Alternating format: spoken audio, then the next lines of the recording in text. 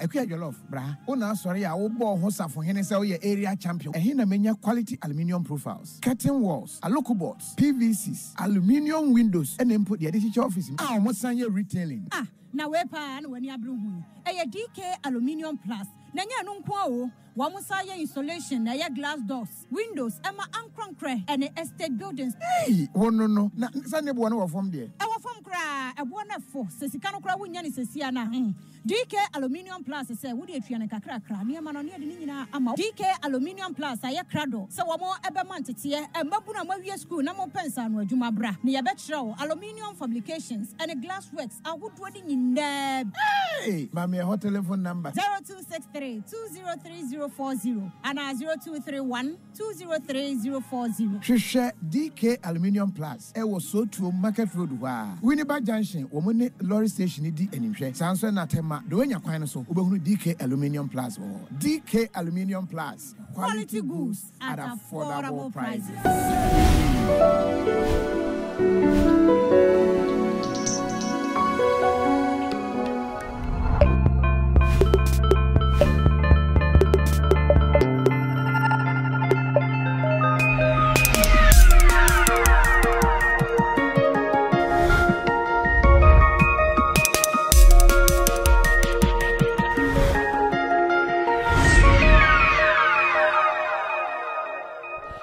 Let me welcome you. Today our interview will be in English. Pacho, my viewers are more petri interviews. Forgive me for today. We have to do this interview in English, and I believe most of my viewers, even reading through your comments, I believe you understand English, and so that wouldn't be a problem at all. We are looking at UT Bank, Capital Bank. What exactly happened, and then we shall come down to Kasapa, the story of Kasapa, settle, and a lot of technical terms today will be used, but I believe we shall try our best to break them down. We have the former, in fact, I understand he was the first president of the AGI, Association of Ghana Industries. Okay, in fact, a past president, let me put it that way, Dr. Prince Kofi Klugeson. You're welcome, sir. Thank you very much. Kofi TV is very privileged to have you. Your name is also Kofi. So Kofi TV is welcoming Kofi to your studio today. Sure. I'm honored, yeah. Thank you very much. First of all, as I did indicate, we are starting with the UT story. There are a lot of theories. Some saying the owner of the bank once said he does not believe in Titan, and so that could be the reason for the downfall. There are some who are also saying the class of people who were employed, they were targeting graduates, and so not really targeting talents to help in managing affairs. There are some who also believe the way some properties were seized could also be a factor. What exactly do you think is the problem here? Thank you very much, for this opportunity. I must be honest, I don't have a lot of details, about that story yet, but about the whole concept of business, who probably might have led to this. Probably, I may have some thoughts on it. In this jurisdiction, we are in Ghana or in Africa. One thinks that business is only about money, about making money and a lot of money, and then creating, perspective for yourself. But seriously, business is about legalities. The company's code.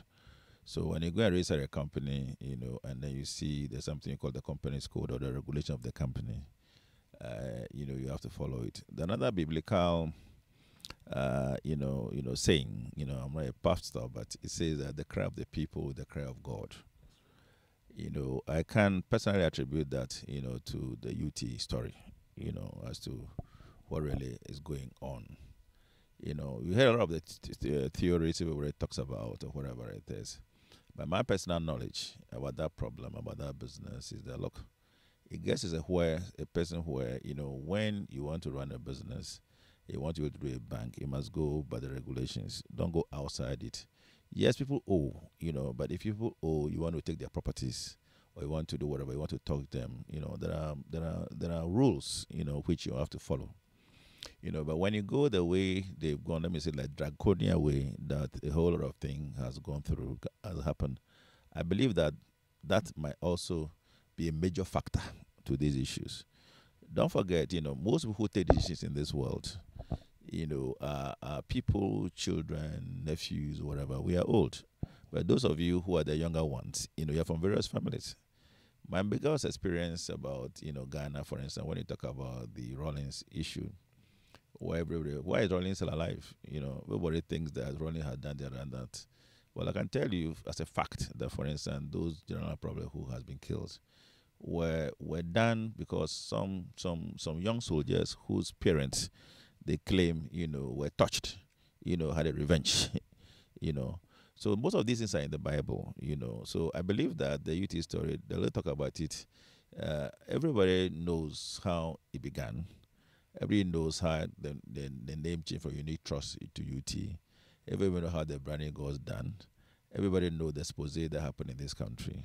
Everybody knows, the issue that has happened. Most of them are resolved in terms of people that have been touched.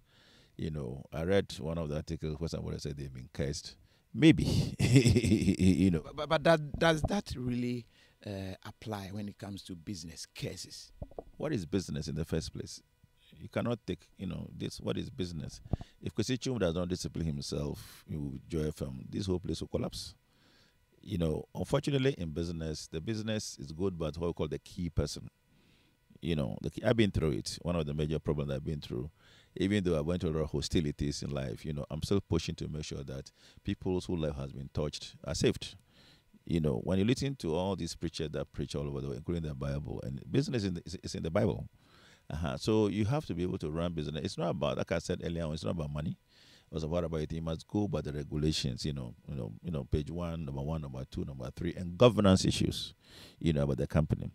But if somewhere that the line, certain methods are used, there's something called hostility in business. It's very dangerous. But if you cannot sustain that hostility going forward, then those who came in or who come in, who are not hostile, they cannot manage that strand of business. The kind of hotel, and those who were doing the hostility for the building, they've all left the company. Now brains have come into the company. IFC, others have come to a company, but the things has accrued up. People are coming, they're demanding a lot of legal suit, a lot of legal challenges with the company. So when there are a lot of legal challenges, people trying to claim their property, people are trying to challenge them, and then what would you do? And then it boils down to what they call non-performing arts, non-performing loans or debt. You see, so there comes a time where one needs to deal with it and do with it. So I believe that within the next, few days, the real issues will come up. But I don't think that from a businessman, from what I know, I don't think that it's only, well, the Bank of Ghana, they can talk about capital adequacy and all that. If that is the case, well, if you ask me as a private person, then there should have been a stimulus. I am not happy that a private Ghanaian bank, has gone down, and especially been taken over by a government entity, I believe that there should have been other things done. Should we ask both of them to merge to one bank like happened in Nigeria or other jurisdiction so that, at least, the capital. You see, the problem is that if you have employees, there are 57 banks, and those employees, maybe if they were to merge, there would have been, reduction in cost of operation. You understand? Maybe they are both capital bases. If it's merged out, would I be able to move down? Others would have probably put money into it with a new management. Had that been tried? It has not tried. So whatever went to this hasty decision or the decision as bankers under the law, the quoted laws, and how come, commercial bank is the one who's assuming? It's an issue because private sector people must make sure that private sector, companies thrive because we are the only one who can do more employment, than government. It's another problem that in this country today, that, when you open up a lot of, it's in Nigeria, there must be mergers. I think we need to talking about mergers. There are too many banks in this country. Now, government of Ghana is talking about everybody should withdraw government, monies and send it to Bank of Ghana. There are a lot of issues, many issues. The economy is not strong. Today, the interest rate are still hovering around 20, 25, 26, 30%. TB have gone down. People are not making money.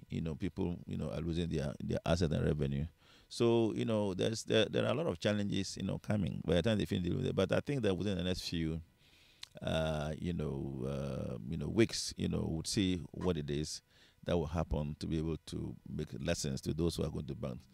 Everybody's opening up a bank in Ghana today, and I believe that there must be more measures, today, so that we can have bigger banks, or there must be that policy, from Bank of Ghana. I would have the Bank of Ghana say, look, they are even also still using more licenses. Nigeria, for instance, it happened before, so what the governor did was asking them to merge, otherwise you lose. So a time was given. But people say that this has been going on for some time. There are a lot of theories also, but I think it's a lessons learned for all of us who are private sector people to be able to see how we can do it. But I think that it's a lessons learned, and I believe that it will come to pass. And my only prayer is that people should not suffer too much. Because the info we are picking is that there are other banks to follow. It's not only Capital and UT, but other banks may follow soon. So it's a cause for worry. Of course, if the governor is saying that, they are going to increase capitalization of banks, obviously the economy is not strong, right now. So, you see, another problem is that most of these companies, the stock exchange is also not doing very well, like other jurisdictions.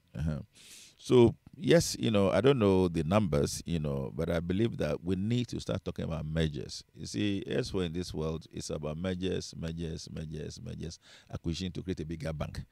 You see, for instance, for me, if you ask me, maybe commercial bank, NIB, even the government bank, should I be talking about merging to have a major bank, to compete, so that the base is strong, because there are a lot of deals going on in this country today.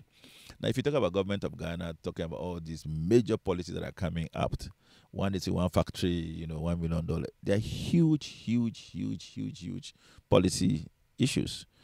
And those policies need to be supported by good banks.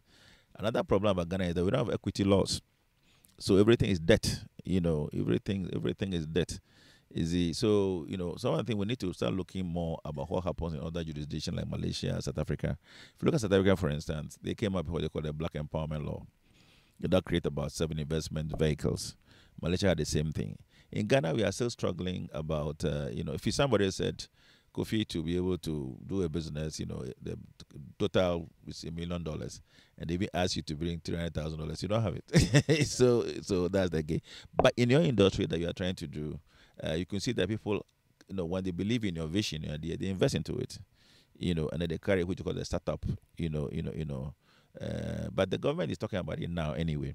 But I believe that these should be good lessons, but it should not be done politically. It should not be done with emotions or whatever it is, tagging people or individuals. So it's a business that gone bad, and I believe that it should be resolved, and probably if it's repackaged, anybody who want to buy it back, maybe I'm sure that it can be done at another time. Okay. Do you have any advice for directly to other businesses? Because apart from UT Bank, there could be other businesses that you believe might be doing certain things that will incur the wrath and other cases, if I should put it that way. Do you have any company in mind readily? No, you see, I mean, most Ghanaian companies, like yesterday, I think we interviewed one of the major companies here, who claimed that, he's been tagged.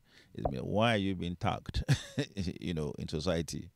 You claim for the company. So, we need to start looking at That was just porn. Yes. We need to start looking at ourselves. We are in a very small environment. If you come from a humble beginning, and all of a sudden we are here. You see, one of the things about Ghana that you must never forget: those who make sure you lift up when you're coming down, they are still there. You see, and especially in Ghana today, it's only the young people who are running the economy. You don't know our stories, so you know what is going on. So your brand must always be good, and you must make sure that you go legitimate. I mean, if you're going to afford a company, let's be 40 CEOs, so that it be separate companies. It should not be traced to you. It should be run separately as a governance, entity. Because otherwise, I mean, how can you be one CEO running 40 companies? So there are issues. Like I was reading about him today about the toll thing, and he said, "Oh, I want to run it like Uber." I mean, it's not about you. It's not about him. It's about the company that has been set up to manage the tow truck, the contract that has been signed. Uber is not in that contract. You understand? Uber is not in that contract. So we cannot say that you're going to run it as like Uber. Uber is a whole software thing. It's not about trucks. Nobody owns it. You understand? People own their own vehicle. You go, I take 20%, you take the whole money. See, so you cannot say that because that's what your vision is. It's if your vision that was not in the contract. The contract said that let me pay 20 cities or 40 cities if my vehicle got broken up in Quanta, come and tow it for me. That's basically what it is. It didn't say that you go to an app, and dial.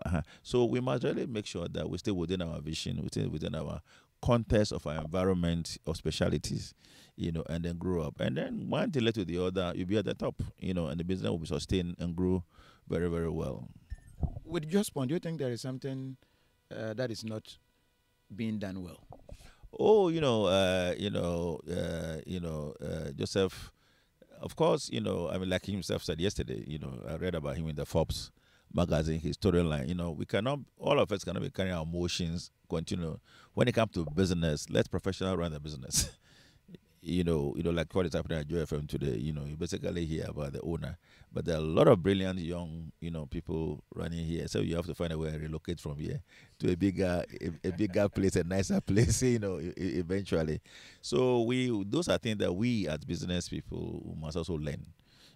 Some we must let go, succession must come in, and all these things I'm sure that will go away. But again, it's another moment of private sector. Now, Ghana politics has taken over the environment, so strong, if private sector, drivers, replaces it, I'm sure most of these things will be done properly.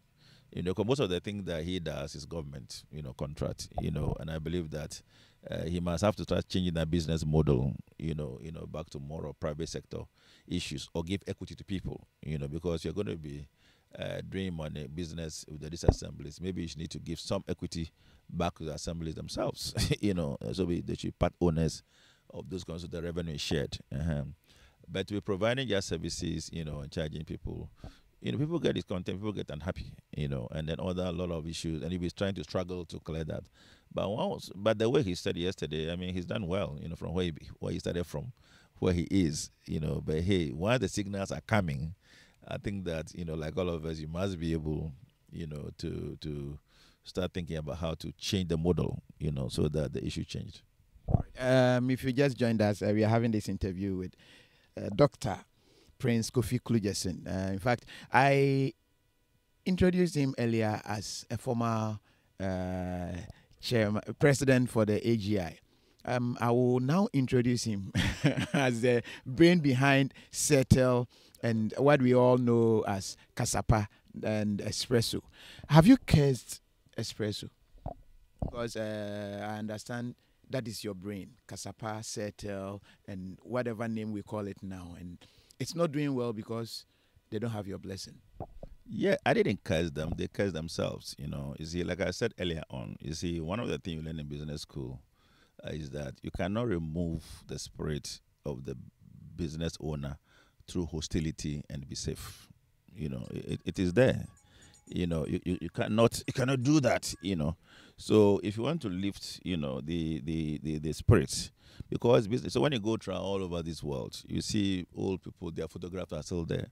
Even politics, George Washington, whatever it is, give you the history. But like what is happening in Ghana today, Dankwa, Kwame Nkrumah, whatever it is, you cannot remove it from our culture of Ghana. If you do that, the state breaks down. If you do that in business, the business breaks down, And if you do it through hostility with lies, and all kinds of things, it will catch up with you, Like Kasapa, Celta, whatever you call it. I've not been there, But every day of the day, I pray that the company stays. Every day of the day, I pray. Strangely, with all your prayer, it's still not doing well.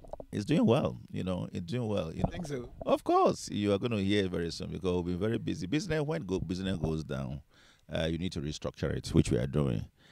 There'll be a lot of issues with the company, unknown issues. People say it's legal, but no, it is just a lot of cabal issues, that had gone on with people the vision of Kasapa or Celtel, whatever they call it is me. It's not with me alone. I'm not a technologist. Came from AT&T, HP, and others. they pulled back because the vision, the structure was abused. you know, you understand?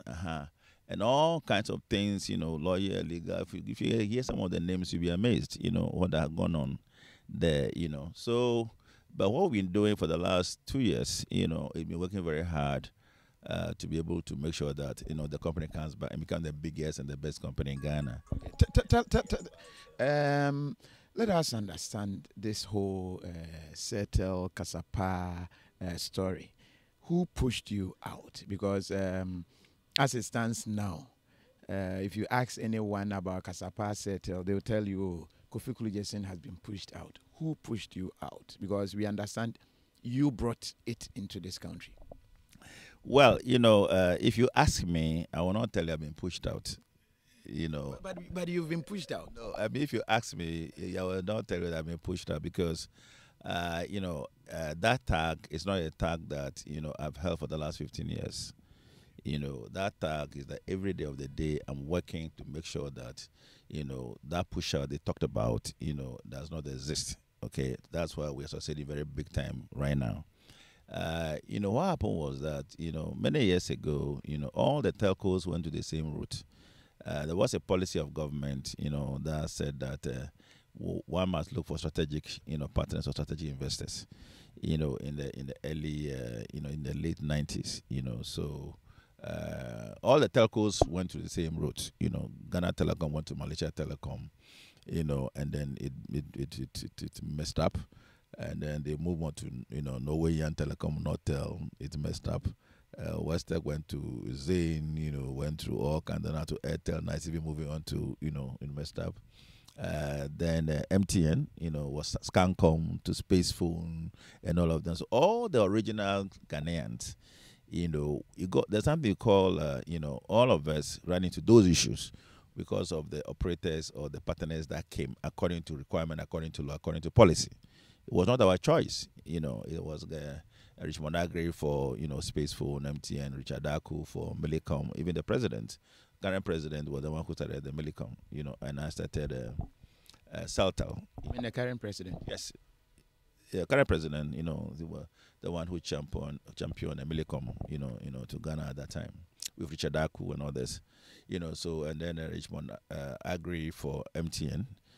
Hesse, there was a lawyer, Hesse, who died, for MTN. So all the Ghanaian players, were all, chucked out, through various means. One could call it share call, one could call it policy, one could call we don't have money, we don't know how to run business, whatever the tag is.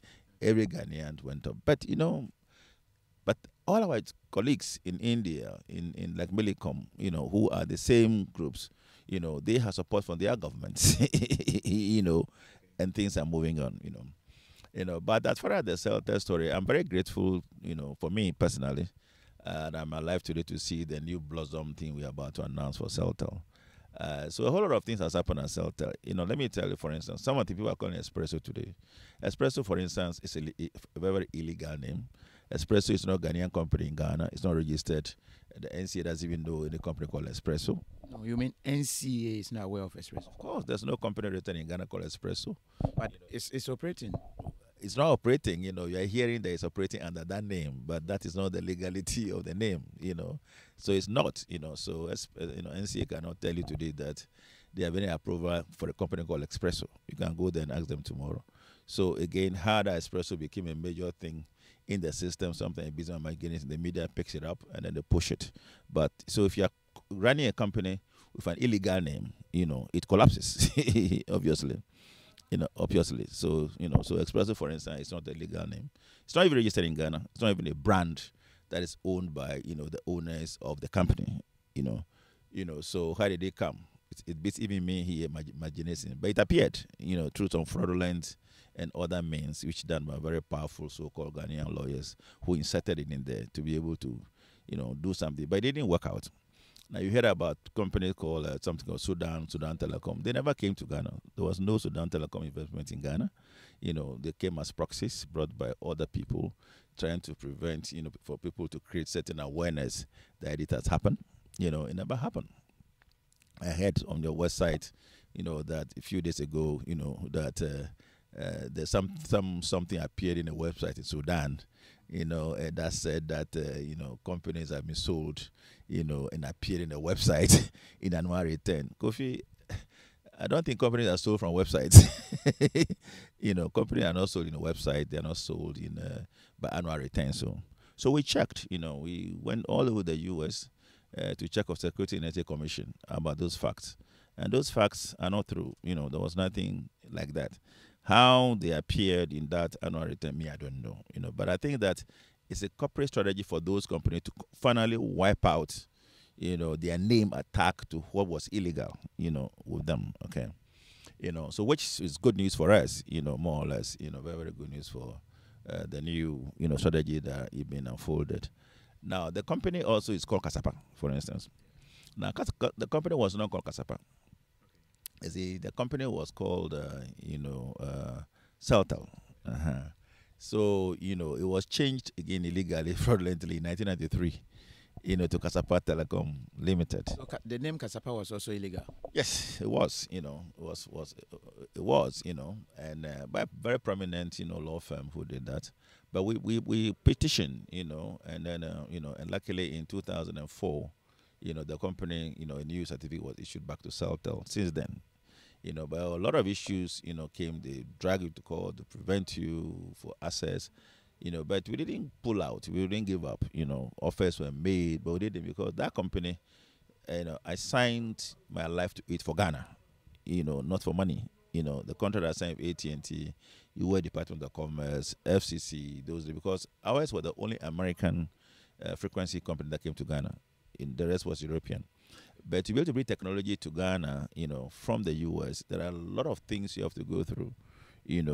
Patent, licensing, FCC, Federal Communication Commission, Security and Energy Commission, US Department of Commerce. You have to go through all that. And at that time also, Ghana was, dealing with Cuba, Libya, and others, which were prohibitive countries. So Ghana was the only country that, the US Department of State and government approved for technology to come to begin for Africa. I was very young, so we flew people to the U.S., government people. It was through Celtel that NCA got established. Okay. Yeah, it was through Celtel that NCA got, because when AT&T was coming to Ghana, they required them licensing regimes. So I remember very well that even the licensing through frequency for one Mr. Jackson, I was the one that brought the sample of the license that needed to be created at that time. Uganda Court of Time on it. So they issued the first one to Telecom, called 01. And the second one to me, 02, because Telecom came first through some non-alignment movement conference. But really were the first to establish, in Ghana here in terms of. So through that, one thing led to the other. We flew the minister at that time, Salia, to the U.S., and then the director, and then about 6, the money director of Ghana Telecom, Ghana Post and Telecom at the time. So we taught the whole of the U.S., to be able to help to open up their mindset to the requirement, the regulation that need to be set up to Ghana, which led to the setting up of NCA. And then most Ghanaians, engineers at that time at AT&T, were asked to come to Ghana to help Ghana. So they moved into Ghana, which helped the establishment of the NCA. I think even one of them, which is the Deputy NCA Director General today, I don't know what they say, the one and info. So they all came to Ghana. At that time, AT&T, has given those who want to work in Ghana to transform Ghana. So they're going to use Ghana as a gateway, for Africa. Okay. That was where the beginning of the problems came. I was too young, who are you with this difficulty scene and on and on and on. So many issues, start coming, qualities, government, whatever. But we kept on faith, and then unfortunately in 1993, when the deal investment was supposed to be done, the AT&T was restricted to remain the U.S., not international businesses. So we had first issue, we need to raise equity, which led to, the issue till today. But the good news, however, is that, the current issues that are happening, We've been working very hard for the last 2 years. When the company, became Celtel, we wrote to Kasapa trying to change it, but there was some resistance, from the Freddie Quino, the workers, and then whatever they claim. Bebolate came in there all of a sudden from where I don't even know where he came from to raise out, issues of Zoom Lion came in. I met him, to Zoom Lion wanted to buy. Well, yes, his name came up, so I went and approached him. To say, look, Joseph, they said you are part of it. Are you? He said, no, he's not. Yes, he was approached, by Police and Ace and Kumar, I think he mentioned. And then, but he did give some money, but he didn't buy it, So, but if anything, and I was prepared to help, I said, fine.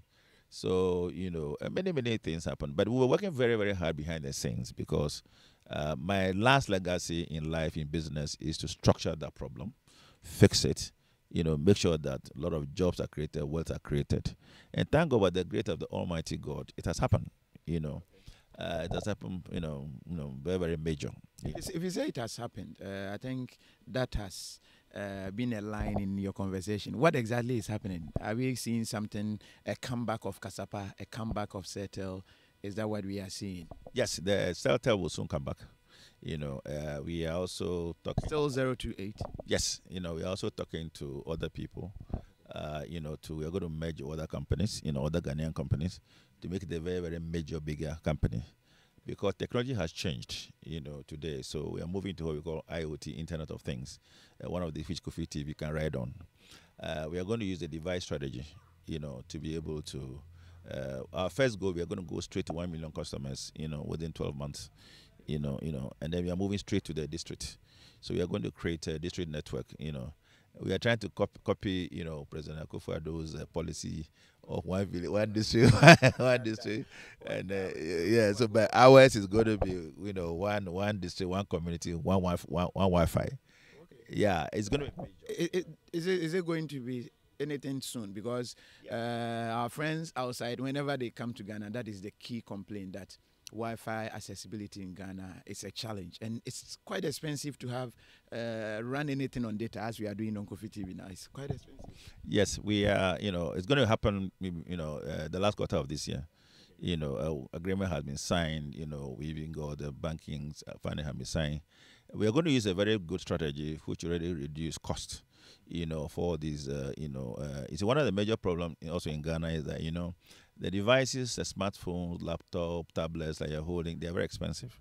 And that should be the entry level, of internet, of usage. Now, when you go outside this country, you go to T-Mobile or, AT&T, whatever, you just go and you signed for the contract and you move on. And then you have all your bundles. It doesn't happen here because the operators do not believe that, that's great. So you have to go and spend 1,000 cedis to buy a Samsung phone or whatever phone. They have to go and buy, unit or scratch card.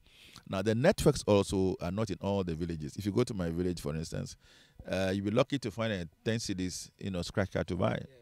You cannot buy it. You can only get 2 cedis. So there are no data networks. There's a 2G or Edge. So what we are doing is that, under the structure we are doing, we are going straight, to the whole country. We are using both cloud. We are using, fiber. We are using, radio. Any technology that will let us get to the community, very fast. So what we are doing is that we are bringing out the new term we call the Smart Cities Network or Smart Communities Network. Yeah, so that we are going to collaborate with through the district assemblies or to the rural banks. These are the core area who are the area. So that through that vehicle we'll get to the community. We are going to also talking about franchising out the districts, to other people who will be interested, so that we can do it very quickly. One of my biggest passions, in Ghana, is to create what I call 1,000 young millionaires. It's my biggest passion. Which I want to, the biggest legacy I want to leave out is to transfer my knowledge, my life into about 1,000 young people to employ 10 people to create that major platform. So the goal basically is that, capital of about 25,000 cities will begin it, from wherever they choose to be. The goal would be that by the time they sign on about 200-300 customers, they would have hit the 1 million, mark. 1 million cities turnover mark. So we teach them. So we are signing contracts with financial institutions, all these companies to help them build the capacity. The same way it happened outside. All these, your Joy FM, everybody will have a device, either a tablet. Apple, Firstcom is one of our major partners who will be supplying a device. The manufacturer for Apple products is one of the major companies that we have. Cisco will be building a network. We've signed that agreement already. Cisco will be building a network. Hughes will be providing the nationwide satellite coverage, and Google will be providing us fiber. In Ghana, in some of the areas, NITA, we are also, we are going to host our network. NITA has a very major data center. We're going to be hosting, in NITA data center. And then we're trying to work with a lot of agencies. For the last 3 years, we're working very hard, quietly behind the scenes, to be able to do it. But my major issue right now, which I need to deal with, workers of the company for the last 2 years, they're not being paid. And it's very sad. I've been hearing their cry, I've been hearing whatever, and I don't sleep. My wife and I, we don't sleep. So we manage. We're going to resolve that issue. We're just signing an agreement with transaction advisor, to be able to look at that quickly and take care of it. Some people are owed monies and others, so that we can be able to bring them back into the folds and make them happy, so that they become part and parcel of the channels of the business module. But my biggest goal is to be able to encourage a lot of the young people. We need to create a lot of jobs. You see, in Ghana today, you cannot create jobs. The only jobs you can create is technology, and these are multimedia businesses.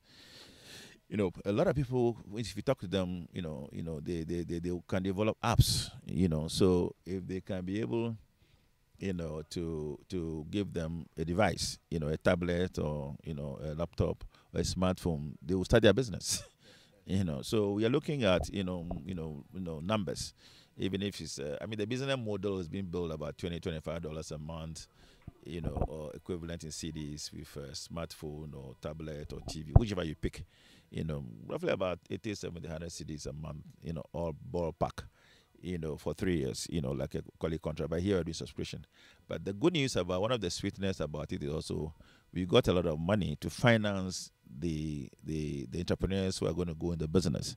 Now, certain sectors like government workers, workers from established like multimedia, corporate body, we can give you money, we can finance you toward that business. So you don't have to worry too much about. So once you sign up, you have your device and you commit for 3 years. So the partner that is queued to serve you will become your partner.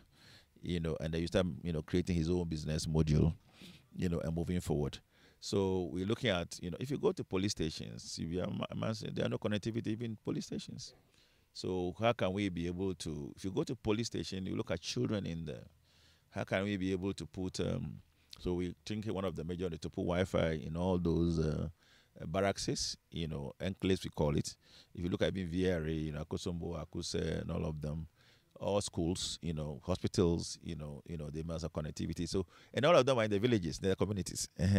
So our biggest business model is to be able to focus on those areas, so we're working very hard, on that one. And very, very soon we'll be announcing most of the financials have been done, most of the issues have been done. We're submitting all these documents. We're working with NCA for a lot of advice when engineers come, the policy issues, and we'll be submitting those final details for further advice, with the NCA, and what about the issues that will go on. Now, if there's anybody, who, claim that they have been to the company, we are prepared to meet. Lawyers are working both international, and I will see. But we'll resolve whatever issues that are there. Business, problem must be resolved. It must be so that we can have, but I think that the government, policies are good. If we, as a private sector, we don't move in, right now, we'll lose out. That is true. You have to do that as fast as possible. Nanaje is watching us and he say, real truth, technology is the way now. And Stromaba Abuaje, please, we need his contact. People really want to get into this business as fast as possible. Apia Buama, I'm watching live from Malaysia. Okay, Apia, hi to you. Ni Late Debra. Kofi, what is the name of the man you are interviewing? That is Dr. Prince Kofi Klujeson. Yes, that is the name. The man behind Kasapa. That is the way he's referred to now. It's clear in Ghana. It was a very engaging interview. Sapon Okunin Yao. Best program ever, Kofi TV. Can't wait to contribute to our quota if everything starts. That's from Naneje. What is the name of the man? That is the name that I just mentioned, Kofi Abua. His name is Klujesin, simply put. But what was the strategy? Kasapa was very affordable. And I don't know if it helped, because there was a time that you use Kasapa to call your girlfriend, and the girlfriend will tell you, are you that cheap? Why are you using Kasapa? Kasapa is too cheap. What did it really matter? And did it have any negative impact on Kasapa? No, there's something we call the wealth at the bottom of the pyramid. You see, we just left a function at AGI. The Indian were there. The Indian Minister for External Affairs was here with a huge India delegation. And we were talking about those wealth. You see, one of the problems we don't realize in Ghana, telecom costs are too expensive in Ghana. Very, very too expensive in Ghana. You see, we are supposed to have about 39 million mobile subscribers, and 14% of those are only smartphones or smart devices. The rest are all the, YAM, they call it, the little phones. Now, so if you're able to transform that one alone into smart technology, you're going to create a lot of jobs. I was looking from, the platform, in Infinix, saying that this year they are going to have about 720,000, devices. That's huge from one brand, because the price is lower. People are doing it.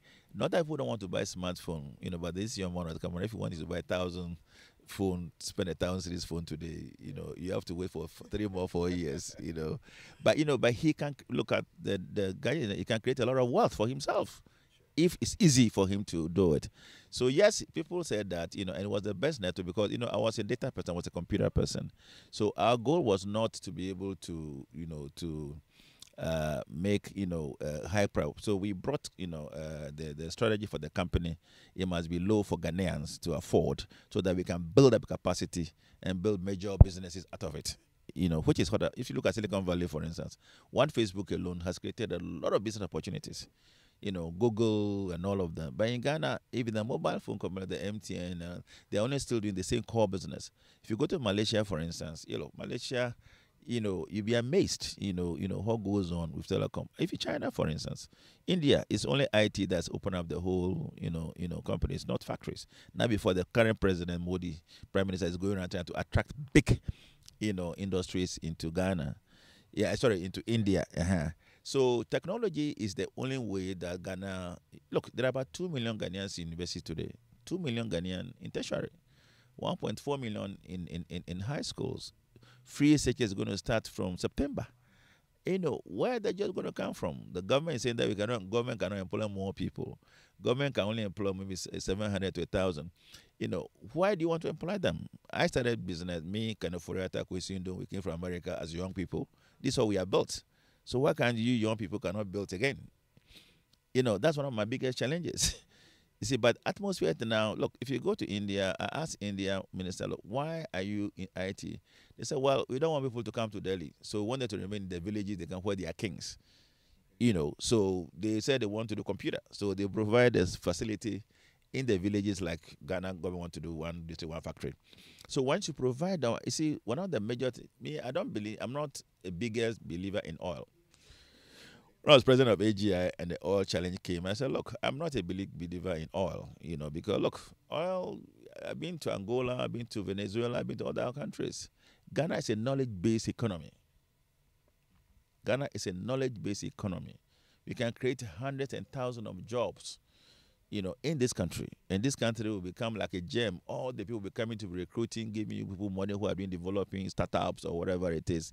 Google want to create over 1 million, startup apps, whatever it is. It should be in Ghana. Ghana should be the host of those countries because we are intelligent. Look, this children, Ghana today, it doesn't matter whether you're in a village. When you do the exam, you get 8 A's, like what happened in upper West these days. So we need to be able to empower. Look, if you go to universities, for instance, I don't see why University of Ghana cannot be in all the 50 African countries online. I don't see it. University of Ghana has 50,000 distance learning. Uniba had the same figure.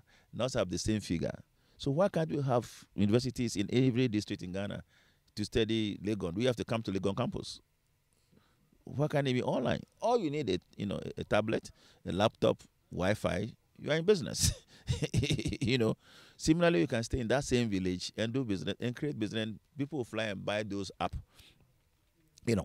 Young Ghanaians, they are doing watch it app, they are doing all those things. So I believe that, we need to take government. Look, the new Minister of Communications is talking the right things.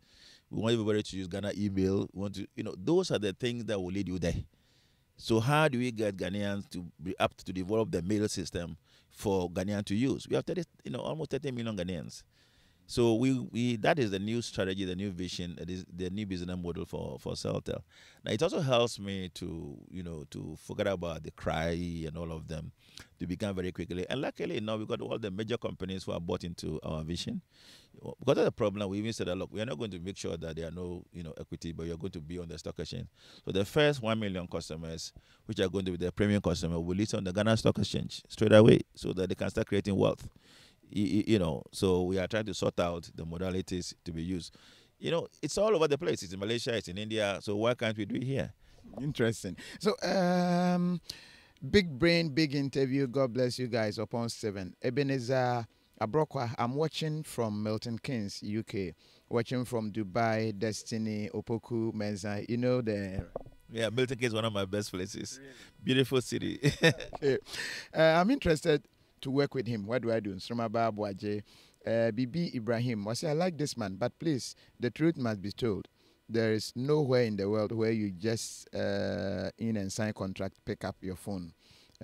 We satisfy a lot of conditions before that is done at the end. Yeah, so that will be catered for, right? Yeah, we've done that one here. In that one of the reasons why MTN they cannot do it here. But what we've done here in Ghana is that we've all, like even in the UK, whatever it is, when you go and sign, it goes to a finance company, a bank, your credit check, credit rating, and all of them, passport, whatever it is. Here we're going to do this, but we've simplified it here. When we come to Joy FM, for instance, if Joy FM can't guarantee or can be able to agree to be able to, take it from a salary, whatever it is, we have a bank that will underwrite that. So we got those banks also sign up already. So it's not going to just you go there, you sign, you pick a phone, and you go away. Okay. Whenever Kofi TV, for instance, we do a lot of data stuff. The key challenge has been internet reliability. This question, do we truly have 4G in Ghana? Because I have MTN, I have Surfline, I have Busy. These are the known 4G providers. But this question keeps coming. Do we truly have 4G? Because I travel and I experience the internet there, and I come home and I check the internet and I see the difference. Do we truly have 4G in Ghana? The question you must ask yourself, what is 4G? That's the first question. 4G is easy, fast internet. Fast data and fast internet. So the fourth generation of technology. We even move to 5G already. It's moving from 4 to 5G already. And even after 5G, it's going to be called Internet of Things, Internet of Everything, which is what the technology we are going to use right now in Ghana now. So the issue of the 2, 3, 4G will soon go out. So it doesn't really matter whether we have the technology. The MTN is trying to develop it. Now, if you look at Busy, for instance, Busy bought, Busy Internet's frequency of 2.3. Surfline, Golkey, Blue will also use what we call BWA, licenses to try and do, but it's not easy to fund the internet pipe, to be, you need economic of scale. The price might be low for more people to be on it, but when it's expensive, you cannot be on it. So when it's lower, you have a lot of economies of scale, to be able to succeed. You see, internet is used by a lot of young people, girls. If you go to Legon, for instance, if you're not a girl, the students will walk over you because they are pressing their buttons. Look, one of the major problems you don't know is that most of Ghanaians who are in abroad and have children in abroad, they're in big, big trouble, especially when they come from villages. Because when the children come to Ghana, they are holding their Wi-Fi devices. They want Wi-Fi. So when you take them to your village, and there's no Wi-Fi, the children will come back to Accra. It's a major issue. You know, look, I go to police stations, in the last, 6 months, and I go to rooms, police stations. The children there, they are so brilliant. Look, when you go around the Ghana, we'll be going to a lot of teachers, their homes. When you go to average Ghanaian teacher's home in Ghana, there's a mattress on the floor. There's the first thing, the laptop, you need to connect it. You see, you need to be connected, and it's not there. You understand? So our children today, look, they'll come back and they want to watch TV. They don't want to watch this, they want to watch internet TV like Coffee TV. They want to watch YouTube. They want to watch other issues. They want to connect with their home country, whatever the children come from. So they know more our children. They love Ghana when they come here as Ghanaian children because they are free. Oh, what a beautiful country. But once they come to, they cannot connect with their friends to tell them where I am, we're in trouble. So I have decided that we'll have to resolve that matter. One of the problems I'm having right now is technology. So I'm looking for, there are a lot of Ghanaians who are trained abroad, who know these areas. We'll be opening the door very soon, maybe through you, to get a lot of proposal, a lot of those who are trained in these areas, because we've asked all the companies like Cisco, Google, everywhere that we are dealing with. That is problem we need to resolve, the human resource training capacity. So Microsoft Academy and Cisco Academy has agreed to partner with us to also, provide training, all over the place as part of the conditionalities for these games. So we are looking at September. Announcements will be done, September. And I am pushing very hard that before the end of the year, would have started, the process will begin. By 2018, end of the year, I'm sure the whole country would have been built. One of the biggest challenges I have with a lot of technological people is whether or not satellite is the way to go. They said, no, we are going to go satellite, we are going to go fiber. Any means to get to my village is key. So we're going to go whichever means is get there, and then we'll probably create a Wi-Fi around it. And then another problem is that so 30% of the platform will be for Wi-Fi, and then about another 30% will be for data, real data, for corporate enterprise like banking. Within the next 24 months, all the banks must go digital banking. In Ghana here today, the banks are not going to no more be in walls. If you look at the way mobile money is growing, very, very fast. So you need those facilities. If you look at Uber, it's in Ghana here. We need to create local Uber. So with internet data, a lot of businesses, we created. So that's what I'm driving at. And we have a lot of help by the grace of God. God is helping me to cure my pain for the last 15, 16 years. It's not been easy, but God has been good. The end justified the means. And I thank God. Most Ghanaians who have been with me, who has prayed for me, who thought that the best thing to do is this one. We're going to make people very happy very soon. We'll do announcements. We'll engage the workers. If those who claim they have the buying, the bought, or whatever it is, they should come. We'll sit down and talk. No problem. Me, I'm a local Ghanaian. I don't really have the kind of money that I need. So if they have the money to bring in, like I told Zoom Lion, look, Charlie, let's get together and do it too. All Ghanaians who are interested, they should come. Let's see what we can do. We are going to be franchise out all the regions. I think about metropolitan, maybe about 5 million, 2, 4. The numbers will come. So that we have 216 Ghanaian partners, not equity. Then they will start making money and they will convert those into equity. That's how we go. We are just going to copy what's happening everywhere in the world. I know this man. He's one of the pioneers of IT in Ghana. I remember when he started IT training at Osu. Very smart. This is from Gelo and Sa. Emmanuel Anani says, live from Hanover, my first time seeing Brofo interview on Coffee TV. Yes, we are going everywhere. PSA Jesse says, thank you, Kofi. Telecom costs are really expensive in Ghana. I believe things are changing. Developers are waiting. What accounts for this cost? Because it's expensive. Seriously, it's very expensive. As I told you, you see, the network today, when you talk about GSM, the 900 megahertz, it's a very expensive network, which is the voice network. All of a sudden, you see, if you look at Ghana today, Africa today, we don't have major companies in Africa in terms of telecoms. MTN is almost South Africa. Glo is a Nigerian company, Telecom.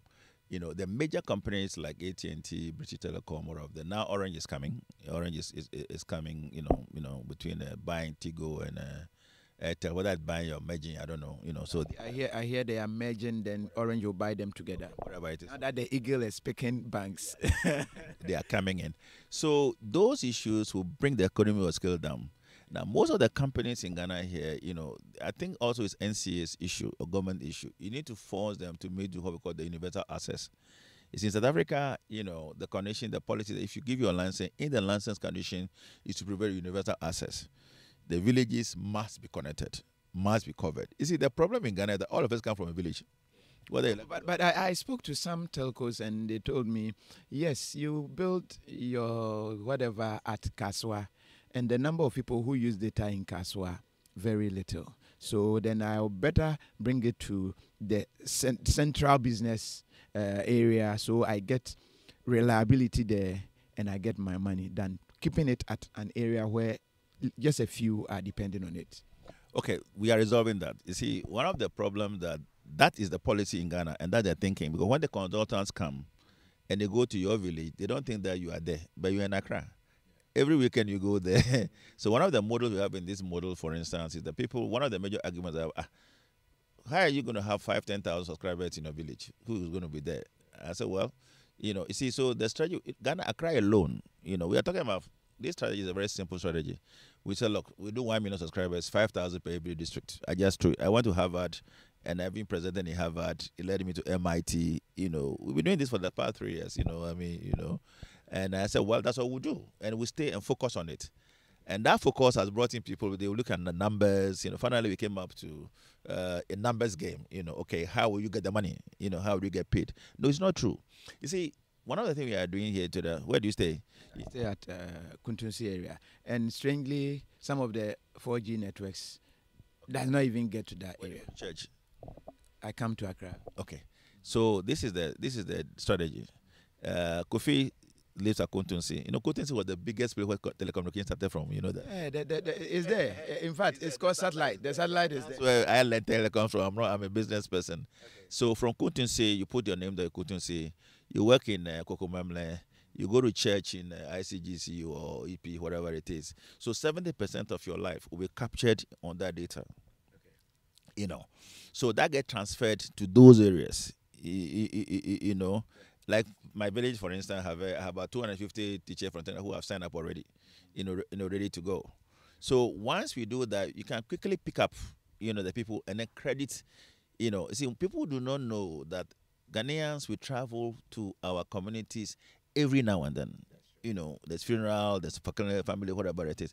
So the movements of people will be able to move the data. But the current structures of the financial consultant who's designed the current networks, when you go to the village, there's nobody there. When you go to the community, there's nobody there. So why do you want to put the Kaswa there?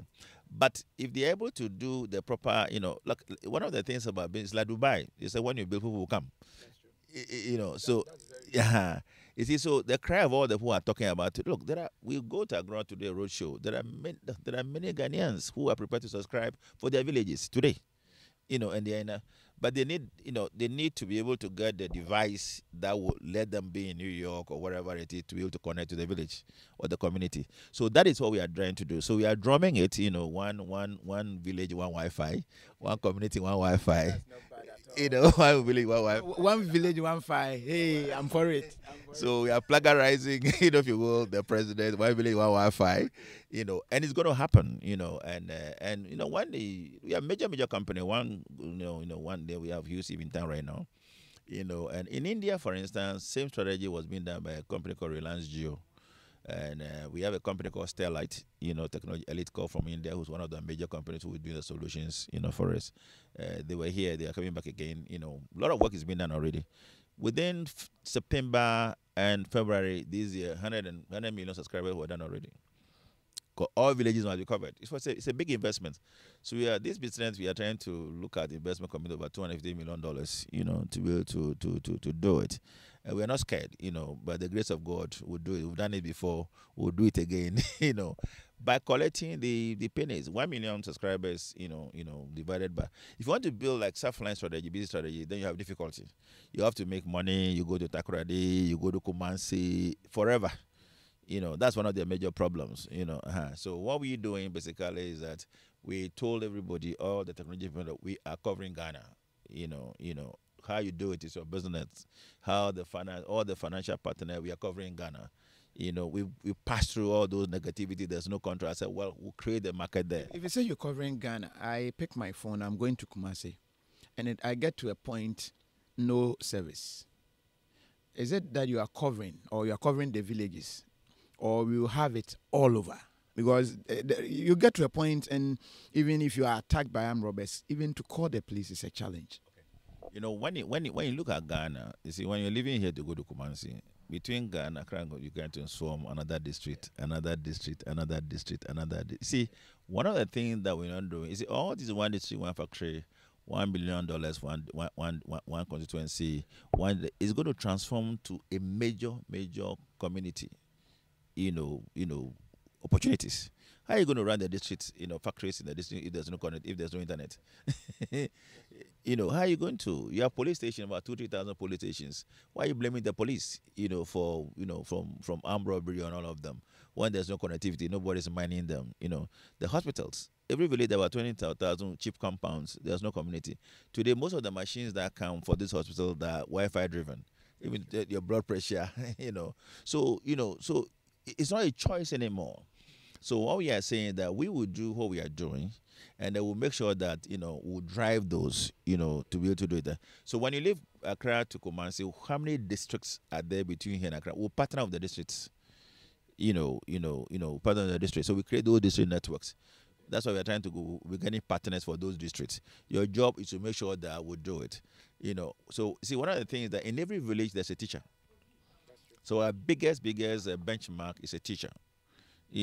Every village, one or two, there's a community nurse, there's a police. So our benchmarks are these three structures: national security, health, and education. Our major, strategy points. Of late, I didn't even know that you can use Wi-Fi for agriculture. So we're approached by one of the World Bank, divisions. We're doing something in the Gonja West within about 5,000 devices. So agriculture, I didn't even know. So use Wi-Fi for agriculture. I just got to know about 3 months ago, and it's a huge thing. The soil ties, and all of them, even water. Measuring of water is Wi-Fi enabled. So all these things are coming up out of technology. What you call today IoT, Internet of Things or Internet of Everything. Everywhere, even India today, they are building 100 cities, transforming the whole India to 100 smart cities today. As we speak, today. So, yes, that's what we are doing. We are praying to God and Almighty to give us strength, to give all of you, the young people, to believe, to move in. My goal, basically, that I'm looking more young people to create wealth, to be successful, to create more businesses out of this, using the apps, using the technology. So, when you are in an area and there's no technology, then they will make sure that whoever is the one in charge there will move on there. Your job is to create the opportunity. And we'll create it because there are schools there. There are about 1,000 schools. Every district has a school. So if you go to some of the regional capital, the district capital, there are so many numbers in terms of schools. If you go to we went to a GSU the other day. The GSU secondary school, about 3,000 kids. That's a busy. Not too long, you are UST. So that whole enclave through a Wi-Fi 20-kilometer radius is easy to do. That's true. Still having a chat with Prince Kofi Klugeson. In fact, the brain behind Kasapa and the brain behind technology in Ghana. You can't talk IT without mentioning his name. Albert Opon Bequin says, Kofi, a call from UK to Ghana is among the most expensive in the world. Why? Thanks, Kofi, for your hard work. This one is from Francis Kwabena. Naneje, yes, it's been these old ideologies that most telecoms are not. That's why they are not surviving. Okay, just join, please. What is his name? Okay, Israel. That is the name, Prince Klugeson. Kofi, ask the man, why is it that calls within Africa are more expensive than calling Europe and other developed countries? Apia Buama want to know. Today I had an email from one of our partners in India. They want to buy into my vision because I told them there must be free Wi-Fi calls in Africa. So they want to give them 10 other names in Africa that I would like to expand into so that they want to join me to do that. You are looking at having free Wi-Fi calls in Africa? Yes. Yes. My daughter, she's a fashion designer. She came from the US. 2 days ago, she has to go to Morocco, for some fashion, business. When she got there, she was calling me from Wi-Fi from Marrakesh to Ghana. Yeah, you see. So we need to work on it, and we're going to get a lot of partners everywhere. This version is going to be blazed. The same way I started Telecoms IT many years ago. We are going to move it. It's an evolution. But Wi-Fi calls, are they not going to have impact on these traditional calls? Because Wi-Fi calls definitely are not that expensive. And so that wouldn't be allowed to go through easily because people will suffer. These big telecommunication giants. You go to Dubai, for instance, it's difficult to do Wi-Fi call. And just installed Wi-Fi there. Yeah. Dubai had just installed it there. Well, okay. In the next 24, 36 months, nobody has a choice.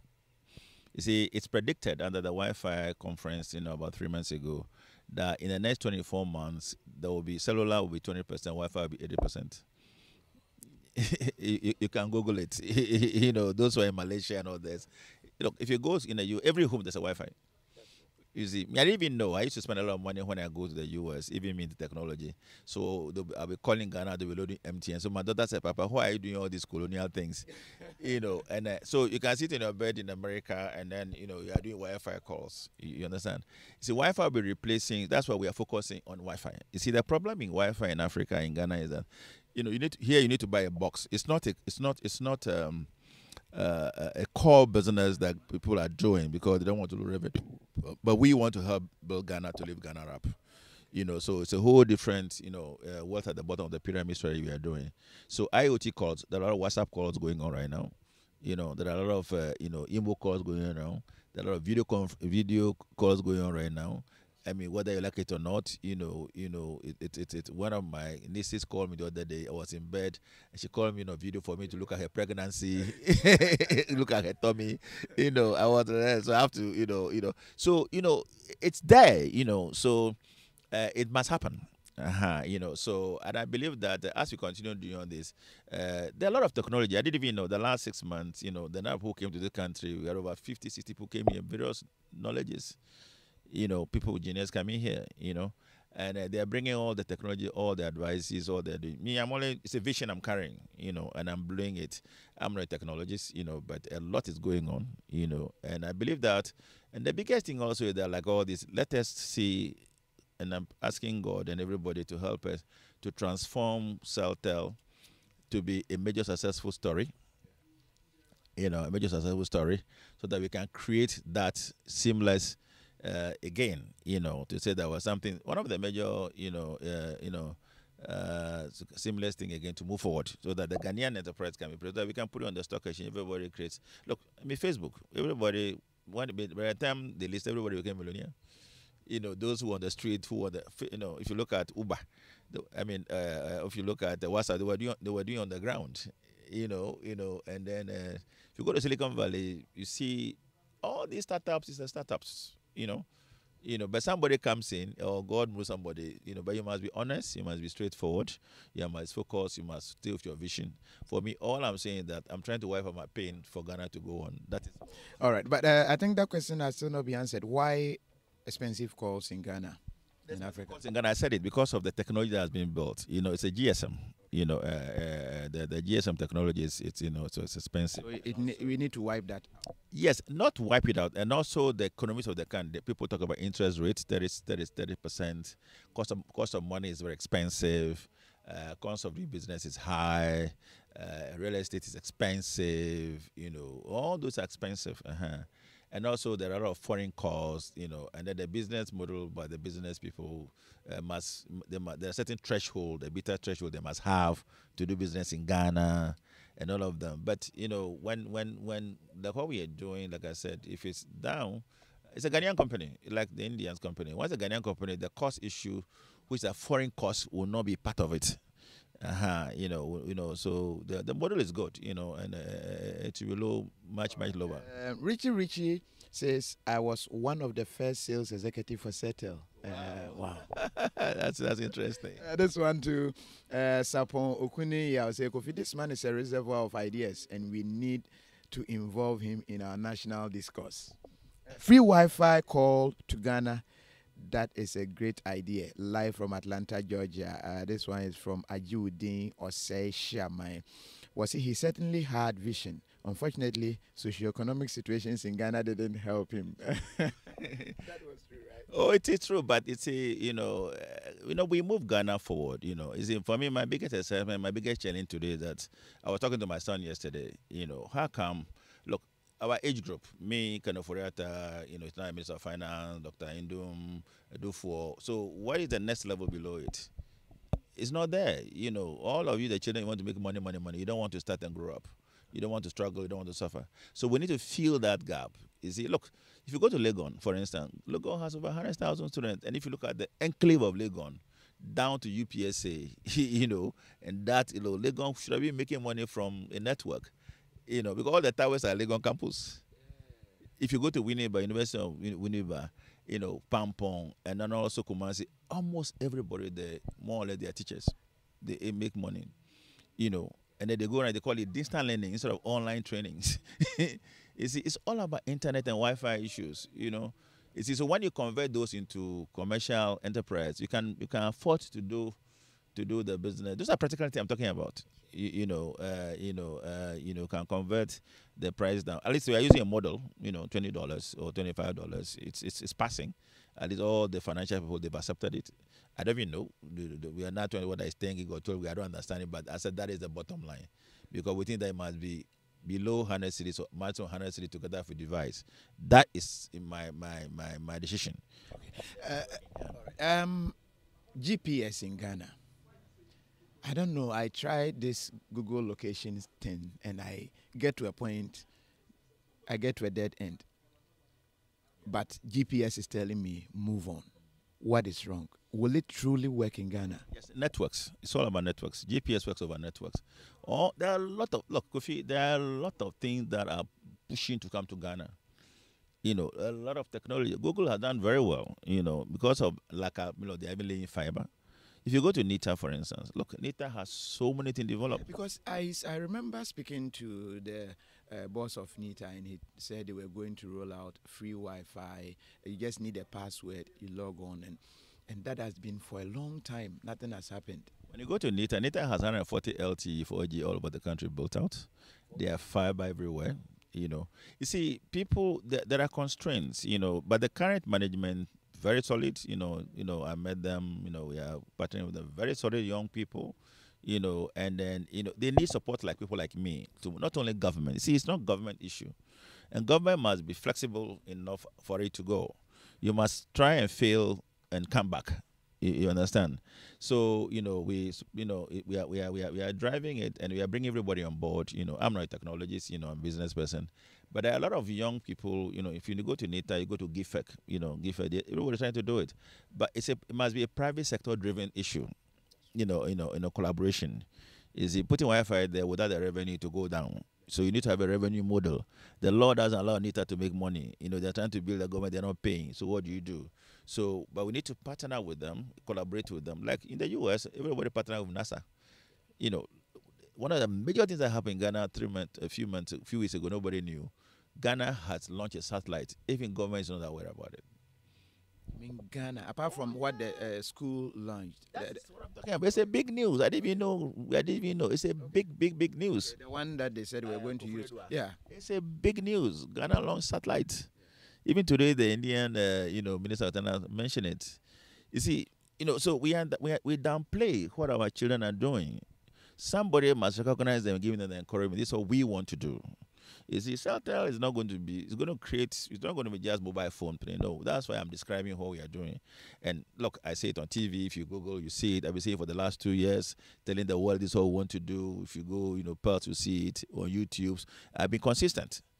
And that consistency is bringing it's like what the president is saying, even the minister, Ghana without aid, we are going to do this. So most of those are positives. So there are a lot of technologies. I mean, today I got, so everywhere now, Wi-Fi is now coming up everywhere in India, not even America, but more of the Indias, the Malaysias, and all of them. It's called rural settings. it's the only thing. If you want to do, if you have to build up one GSM cell site, $500,000, it's not easy. So you have to consider the numbers must be there. Otherwise, the number stays. But when you are driving, on your phone, and then you read the zone, bam, it connects you. So when there is like you said, when there is a gap, then you feel it. So that is, unfortunately, that's the technology, and it's called Internet of Things. So Internet for everything. So that's where we are going. Okay. We will be coming to an end with our interview very soon. But addressing system in Ghana, is that also going to be captured? Digital. If everything is digital, the platform we are building, the network we are building, it's a very major network. I'm now focusing more on the consumer-driven one. On the platform, we can connect anything.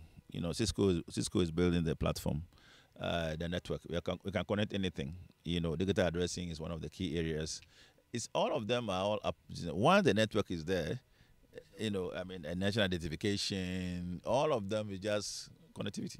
Okay. Okay, yeah. Kwajo Amankwa, you're asking, is that Mr. Klugerson? Yes, that's Mr. Klugerson. But radiation, with all this Wi-Fi, we are being made to understand that it doesn't come that easily.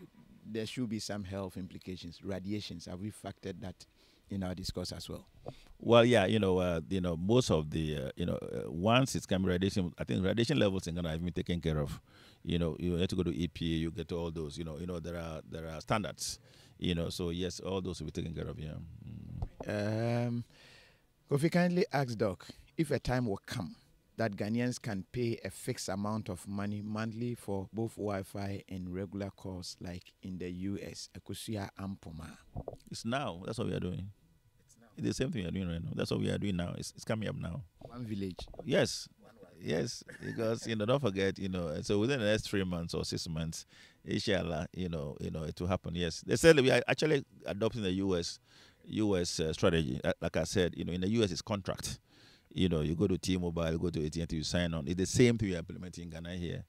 And if you go to, so one of the device that you are picking from the UK is a company called TalkTalk that uses devices, and then we are picking things from India and others. So, so we are getting from the best of the both worlds.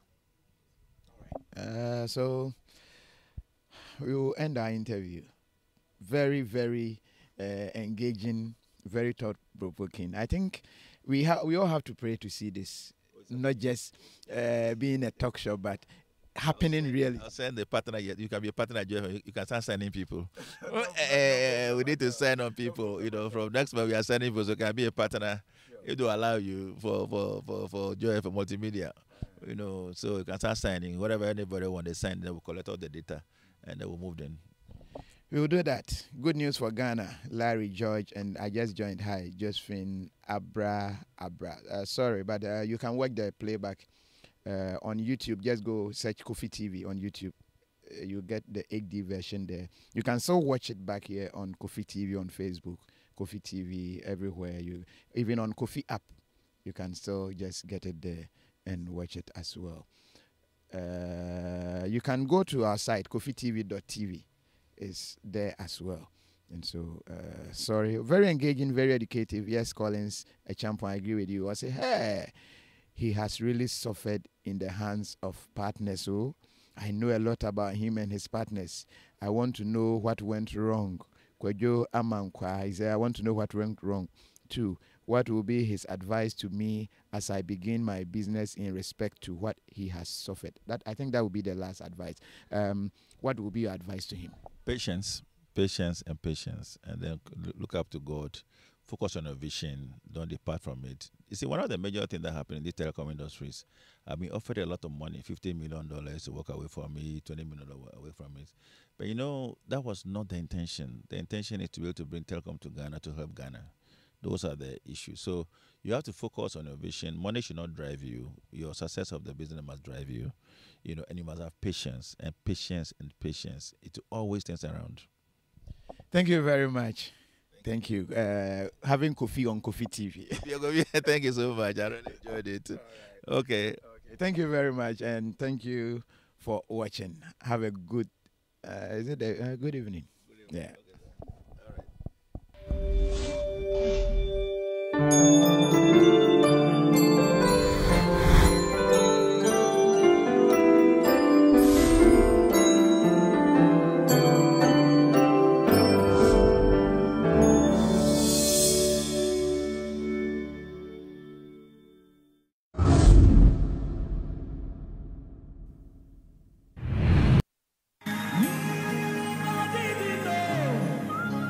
Your love, bra. Una sorry, I will bore Hosa for Hennesel area champion. And here many quality aluminium profiles, curtain walls, local boards, PVCs, aluminium windows, and then put the editor office. Almost your retailing.